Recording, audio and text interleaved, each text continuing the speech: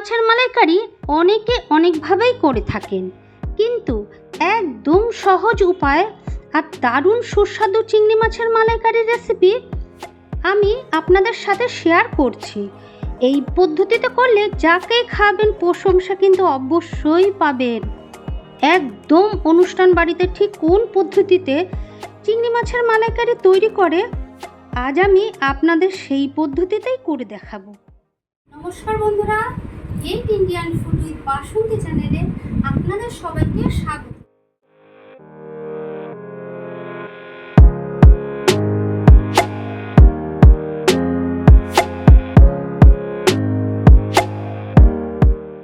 দুটো নিয়ে নিয়েছি সুর সহ আর 5টা নিয়ে নিয়েছি সুর ছাড়া। দোকান থেকেও পরিষ্কার করে আনতে পারেন বা বাড়িতেও পরিষ্কার করতে পারেন। বাড়িতে কিভাবে পরিষ্কার করতে হবে সেটাই দেখে নিন। সবার প্রথমে মাথার নিচে যে পাগুলো থাকে কেটে নিতে হবে। বডির নিচে যে পাগুলো থাকে সেগুলো কেটে নিতে হবে।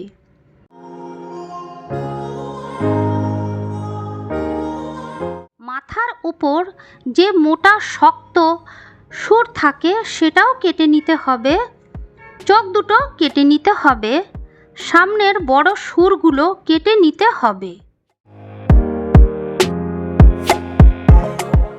মাথার দিকটা ত্রিকোণ করে কেটে নিলাম।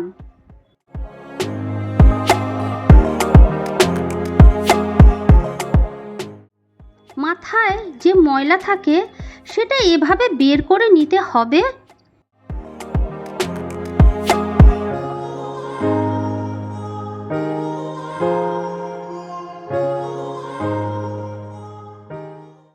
এবার মাছের পিঠ বরাবর কেটে নিতে হবে।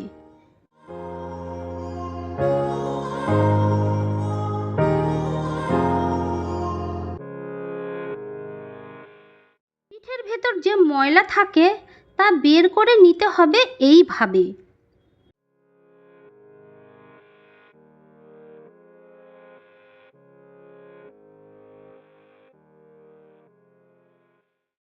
মাছের শেষের দিকে মানে লেজের অংশে একটা ছুচালো অংশ থাকে, সেটাকেও কেটে নিতে হবে।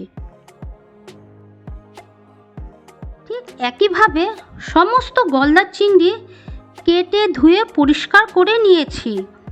এবার তাতে পরিমাণ মতো নুন ও হলুদ দিয়ে সমস্ত মাছের গায়ে নুন ও হলুদ মাখিয়ে নিতে হবে এইভাবে।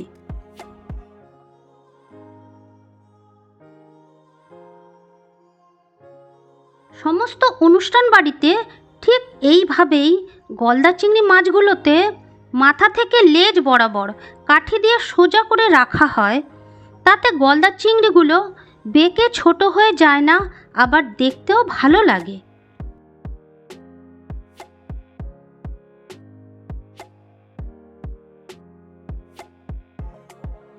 700 গ্রাম মাছের জন্য এখানে 200 গ্রাম পেঁয়াজ নেব। পেঁয়াজগুলো ডুমো ডুমো করে কেটে জলে সিদ্ধ করতে বসিয়ে দিয়েছি। পেঁয়াজ সিদ্ধ হতে থাকুক। অন্যদিকে কিছু মশলা বেটে নেব। 7 পিস মাছের জন্য 14 পিস কাজু যথেষ্ট। আপনারা চাইলে একটু বেশি দিতেই পারেন। হাফ চামচ সাদা সর্ষে, 1 চামচ কালো সর্ষে একসাথে শিলে বেটে নেব।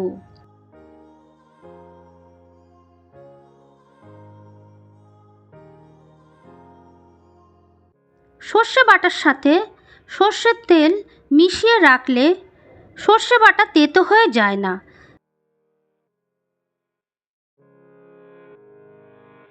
পেঁয়াজ সিদ্ধ হয়ে গেছে, নামিয়ে নিতে হবে।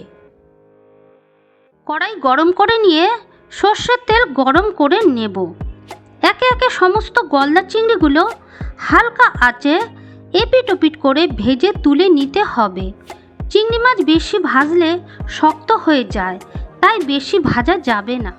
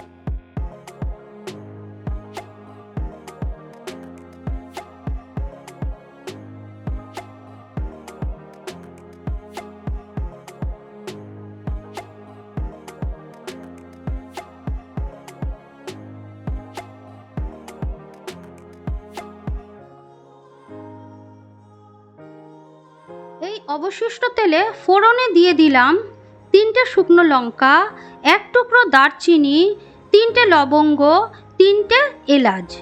আগে থেকে সিদ্ধ করে রেখেছিলাম সেই পেঁয়াজ বাটাটা দিয়ে দিলাম। বেশ ভালো করে কষিয়ে নিতে হবে। একে একে 1 চামচ রসুন বাটা, 1 চামচ আদা বাটা ও 2 চামচ কাঁচা লঙ্কা বাটা দিয়ে 30 সেকেন্ড মতো ভাজতে থাকবো। আবারও ওই মশলার মধ্যে 1 চামচ কাশ্মীরি লঙ্কার গুঁড়ো, 1/2 চামচ হলুদ গুঁড়ো, আগে থেকে বেটে রাখা কাজু বাদাম বাটা, স্বাদ মতো নুন দিয়ে আবারও কষতে থাকবো।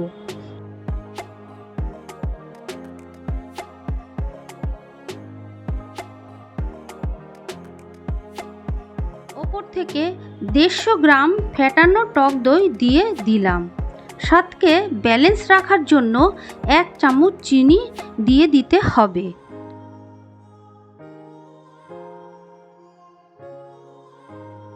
সমস্ত মশলা আমার খুব ভালো করে কষানো হয়ে গেছে। এবার সর্ষে বাটাটা ছাঁকনির সাহায্যে ছেঁকে দিয়ে দিতে হবে।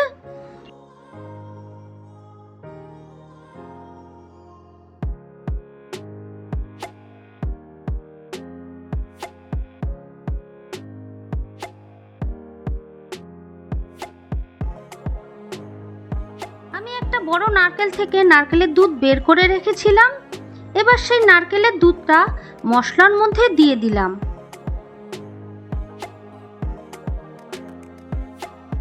ভেজে রাখা গলদা চিংড়ি মাছগুলো দিয়ে দিচ্ছি।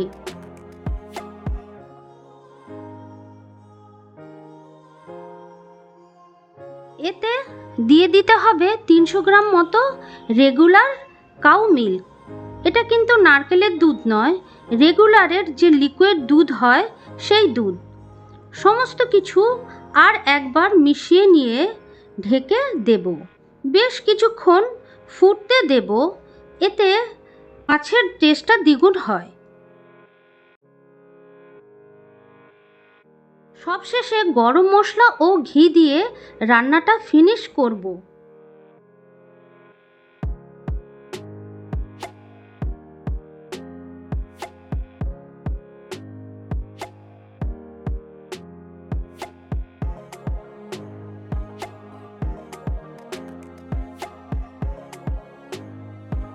ঘি ও গরম মশলা দেওয়ার পর 5 মিনিট ঢেকে রেখে দেব। দেখুন তো অনুষ্ঠান বাড়ির মতো চিংড়ি মাছের মালাইকারি হয়েছে তো।